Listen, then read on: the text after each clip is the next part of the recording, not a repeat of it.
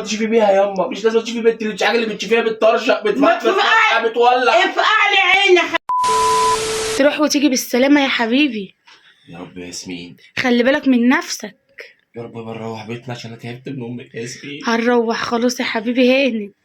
يا ياسمين خلي بالك من نفسك يا حبيبي. يا ابيض، امك قاعده بره، امك قاعده بره. في ايه؟ ما تسيبها قاعده مصطفى. مفيش شويه بخور عندك ولا شويه ملح بتصاف عينيها؟ تعالى ده انا هبخرك يا حبيبي. بقول لك ايه، ده انا عايزه ارمي عليك شويه ملح. كتير. ايه طلعيني اوامك كده وانا مش هخليها تشوفني اطلع بضهري.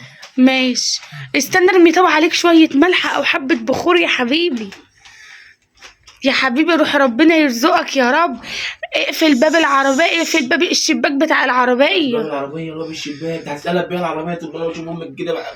تشوف امها ايه يا منيل؟ ليه يا اخويا ابص على ايه؟ والنبي كفايه يا حاج. من حلاوتك ولا من جمالك ولا فيك ايه اصلا؟ لا الشارك يا حماتي حرام يا عليك. عيني يا اخويا، ما ده من خيبتك. النضاره دي لابساها ليه يا حماتي؟ انت مالك؟ البس ولا اقلع؟ انت هتحكمني؟ مش لازم تشوفي بيها ياما، مش لازم تشوفي بنت الحاجه اللي بتشوفيها بتطرشق بتولع.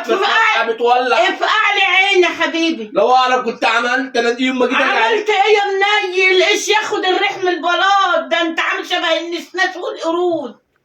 ما كله من عينك. انا مش عارفه دي حبت فيك ايه ولا خدتك يا ماما ده زي القمر يا ماما. قمر ايه؟ ده انا جوزي قمر. خلي بالك من نفسك يا حبيبي. قمر بالستر. الشباك يتقفل، باب العربيه يتقفل كويس. يا عيني لطشه هوا كده ولا كده مش ده هينفع. على ايه ده؟ ما تقولي له حط جرنان في صدرك.